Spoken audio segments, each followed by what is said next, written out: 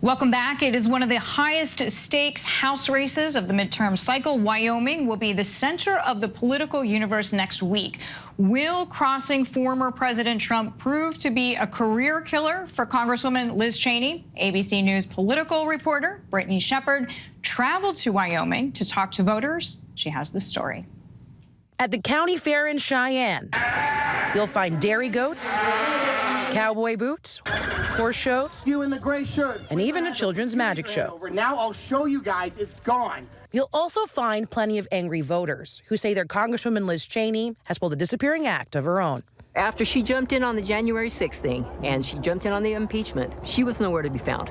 She wasn't meeting with the people. She doesn't care about us. She has become totally obsessed with getting Donald Trump. President Trump is a 76-year-old man. He is not an impressionable child. It may seem obvious that Republicans in the state that Trump carried by nearly 70 points are ticked. Thank you very much, Wyoming. That Cheney has turned on Trump. And it's going to cost her big time in the election. But that's not the whole story. She's tone deaf to even listening to us. Myrna Burgess says Cheney's support of Biden's gun legislation is putting proof she's out of touch. When she starts voting against the Second Amendment, that is a total deal breaker. Do you think Liz Cheney is for Wyoming? Her polling's pretty low. She doesn't even live in Wyoming. She's absolutely not for Wyoming, and she is a total rhino just like her dad. As for the charge that Cheney is MIA, Trump-backed challenger Harriet Hageman is taking aim. I am the only candidate that has traveled around this state. But the thing is, Cheney is in the state, evidenced by photos on social media instead of big tent rallies. She has to have private events that are not announced to the general public because of her safety. And that's a crying shame that somebody stood up for what they believed in Congress, and they are now in a position where they have to worry about their safety and their family's safety. What she has done for Wyoming truly does matter. State Rep Landon Brown, a Cheney surrogate, says that this race is about the existential choice facing the grand old party. This is our Constitution. This is our history. This is what we're going to be remembered for. And that's exactly what Liz is remembering. And unfortunately, you know, everything lands in Wyoming's lap right now. An interesting twist about Wyoming is that voters can change their party affiliation right at their polling places. That means Democrats can weigh in on Liz Cheney's race in a major way.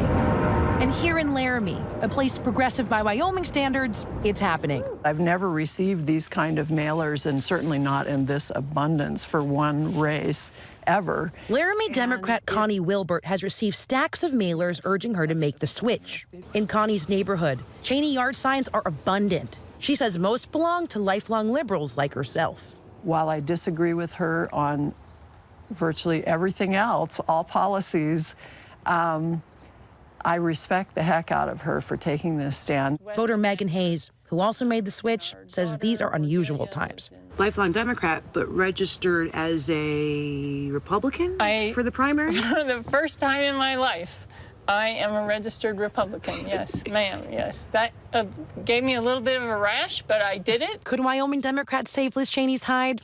Analysts at 538 say the math doesn't add up. A whopping 70% of voters in the state are registered as Republicans. And in every midterm election in the past decade, more than 80% of primary votes cast have been for GOP candidates, meaning even those who haven't declared their party affiliation likely lean red. There was criticism of her. University of Wyoming political science professor Jim King put it this way. If one candidate wins by 5,000 votes, those Democrats who switched had no real sway. If the race was decided by 500 votes, well, then those people would have perhaps had an influence. Tough odds aren't stopping some Democrats from trying. It may not make any difference, but I just had to vote for Liz. You know, she's got a real uphill battle. Voters in the least populous state in the country now poised to have an outsized impact on the wide-open fate of the Republican Party.